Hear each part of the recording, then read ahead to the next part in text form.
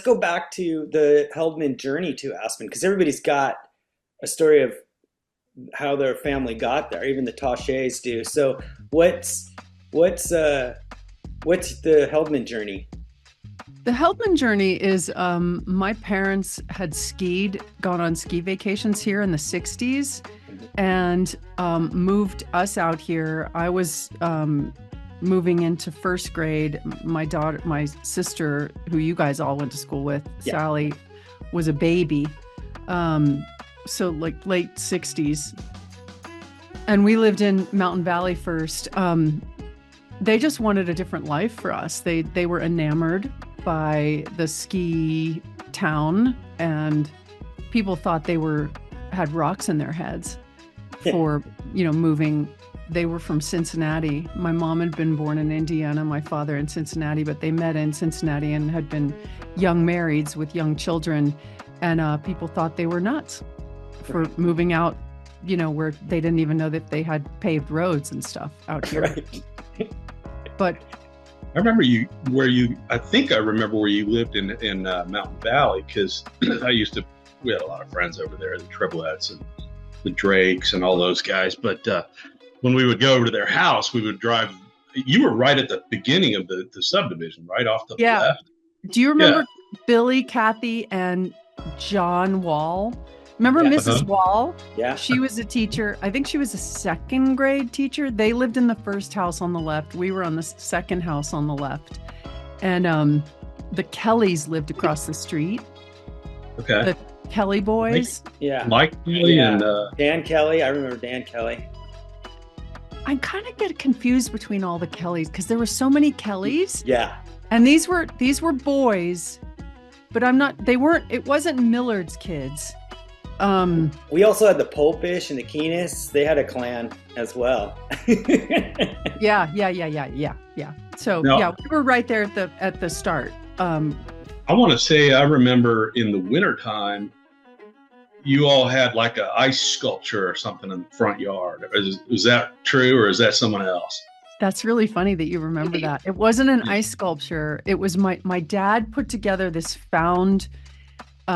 he put together a sculpture. He sort of, I think, fashioned himself an artist of some sort, and put together found objects like saw, an old water mill wheel, or I don't even know what it was. It was just this funky thing that he just welded together and put it on a rock in the middle of our front yard. And it sat there for years and years and years. And in fact, I can't remember when I last went up there, but I went up there one time, probably 20 years ago, and it was still there. Like the sculpture was still there. I couldn't believe it. I thought he ran the hose or something up he may have done. Maybe he did. I forgot that part. But yeah, I was pretty sure I remembered where you all lived. So. Yeah.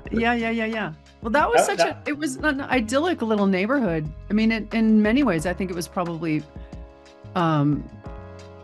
sort of similar or akin to anybody growing up in suburban America, because it was, when the summer eves, the dusk would come and we'd all play kick the can and capture the flag and Green Witch and, all these kids running around that neighborhood. I think it was probably very much like a lot of, one thing I totally remember.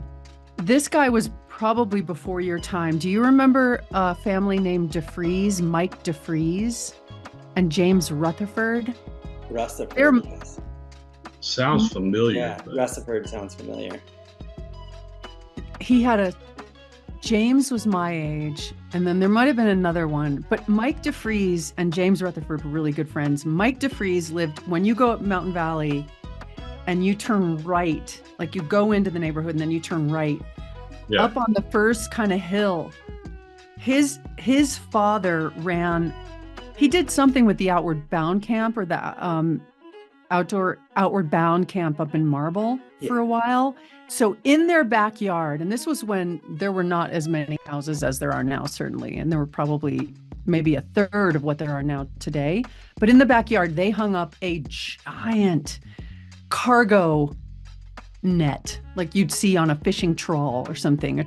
And they slung it between trees, and we would play spider or something. So you'd go out there in the night and you'd crawl around, and someone was the spider, and you'd have to escape from the spider on the net. It was so cool.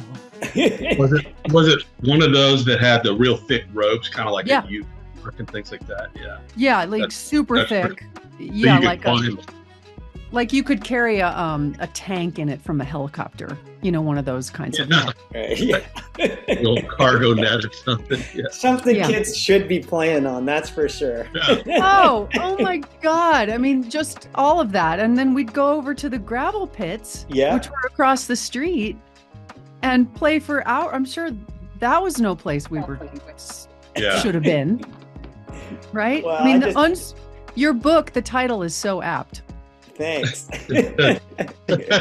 Yeah, the Tales of the Unsupervised, or Adventures of the Unsupervised, is perfect. I remember climbing the water tower there up because we used to cut over from our neighborhood was in Eastwood and Knollwood, and if you went up by kind of the Howard's house and things, there was a shortcut you could go through. Yeah, or maybe it was up higher. It might have been up on the next one, but I want to say there was a cemetery or something, or it was definitely private property, and we shouldn't have been doing it. But we would ride our bikes, and there was a nice little trail between the two neighborhoods, and we would go up there. But I do remember climbing that water tower. And, you know, certainly something we were not supposed to be doing. Nope, I never got up on that water tower. That's something that we didn't. How about the punch bowl? Did you ever do the punch bowl? Oh, yeah. It was almost like a rite of passage growing up. You almost had to, at least by the time you were a senior, you had to have at least gone in once. And then later on, the rope swing. Yep. Do you remember the rope swing? Yep. Yeah. That was, what was interesting with that one was that it was handed down by generations. I know the Keenists took care of it, would take it down and put it up in the summertime. And then I think our generation, the last person to do that was Chris Dunn.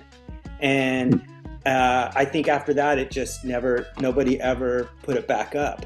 It's not there anymore. Yeah.